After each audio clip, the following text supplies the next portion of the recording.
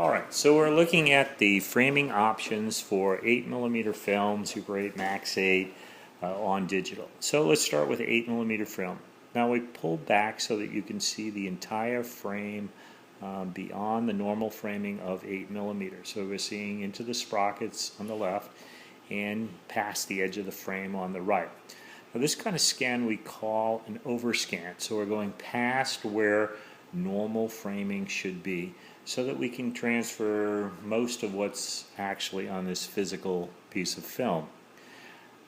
You would do this because you wanted every last detail that's actually on the negative, and it would be assumed that you would be framing this yourself later in whatever application you have.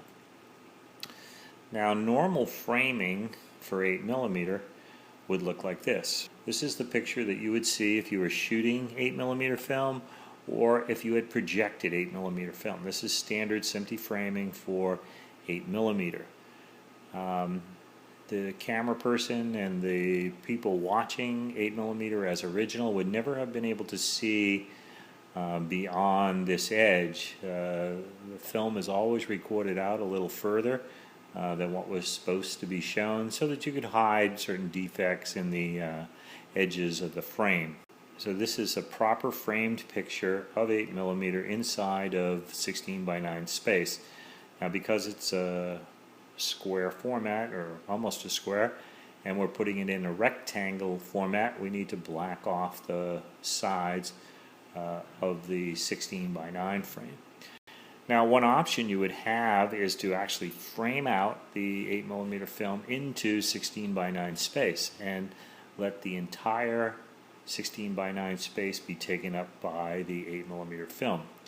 To do this, you have to trim off part of the top and part of the bottom of the frame because you can't put a square inside of a rectangle. So as an application, it's a beautiful presentation of 8mm film inside a modern flat screen television set, but as an archive it's probably not a good choice because you're actually throwing away part of the top and the bottom of the frame, and you may need or want or might want to reframe your film someday, and you probably would not be happy that you didn't scan that part of the frame. Now with Super 8, our scanner is set up to maximize the quality of the film. And so this is the overscan picture of Super 8.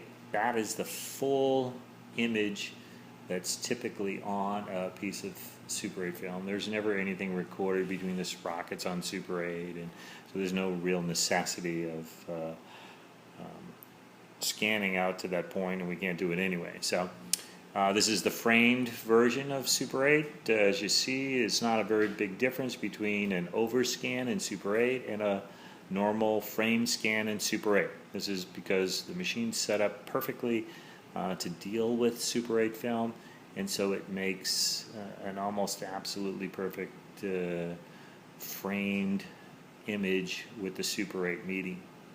You can also pull Super 8 out to the full 16 by 9 and fill a 16 by 9 picture with your Super 8 frame, but of course, again, it's a great application. It looks fantastic. It's nice to see the entire TV space be used in a flat screen.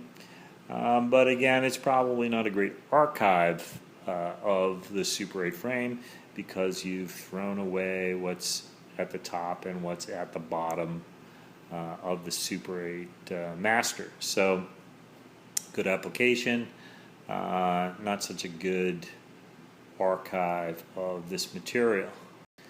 Now you have Max 8. Now Max 8 is a picture that fills the entire 8mm frame, so it makes sense to think about things like overscanning Max 8. When you overscan the negative in Max 8, you get the full picture that's on the film. So you can see the sprocket on the left bleeding in, and you run all the way to the right side, right off the actual physical film. So an overscan of Max 8 makes a certain amount of sense, particularly if you haven't decided what framing you're actually going to use your Max in, 4 by 3 or 16 by 9. Max 8 was designed to be used in 16 by 9. you see the 16 by 9 version of what's on the Super 8 negative. So your viewfinder shows you approximately this frame in a Max 8 modified camera, so that when you transfer Max 8, you get the frame that you were looking at in your camera. So a Max 8 negative was designed to be used in 16 by 9 space. There is a little bit of a crop to the top and the bottom in a Max 8 frame, so you are cutting out some of your negative, I guess, but that was the intention. So the medium of Max 8 was designed to be trimmed in a little bit to do a full 16 by 9 framing of 8mm film.